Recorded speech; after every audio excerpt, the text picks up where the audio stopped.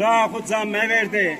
Rengerde maviyesnayme Maraş'ta makır kerdme Dersim'de makır kerdme makı sekeme oncak manasını keni marra hora canı vışime hak mana rayra na brayera na vayera na piritolovenra na masayı kevrayenra cera mekerone düzgün baba neko smara dürberone sol sozgon isma yakı sol sozgon isma sola zalimo zulmora bisevekno hak Hızır rındi berzo rama khu berzo kalbema rındiya khu berzo kalbema kravi va vertera vedaro sma piyoruk ya ameta sık mrodra amese hak Hızır düzgün baba kures desüttü ozağı Dersim mrodes mabil kerene nüvesone mare zam goçi biderene nayak tengedere deste dinode bijerene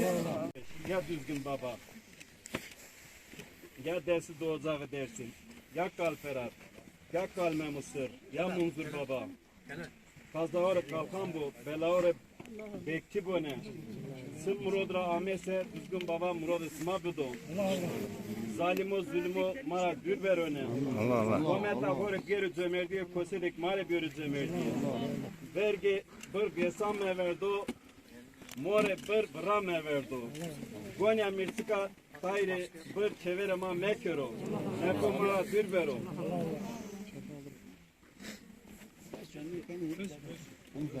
Kirşero. Ha ki murad vazene murad dido, az vazene az dido. Ne kun yevo millet mara Türkero. Kam ke tengedero na düzgün baba zira olmazdı. Kam ke nekin kenu mara dürbero. Ha ki murad vazene murad dido, az vazene az dido. Ya Hızır.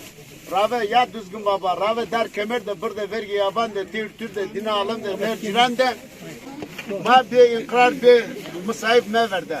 Allah'ınız kazalara kalkan, belalara bekçi olsun. Yüzünüz ak, gönlünüz hak olsun.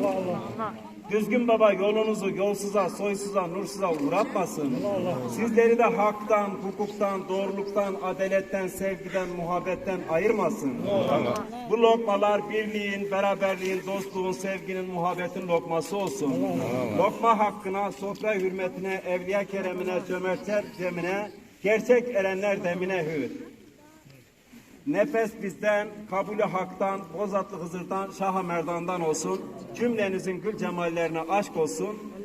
Sağlık, huzur, mutluluk içerisinde hanenize varasınız.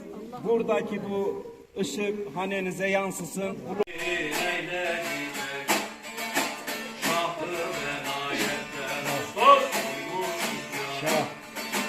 Mezhebim Caferi Sadık Ümmet Allah dost eyle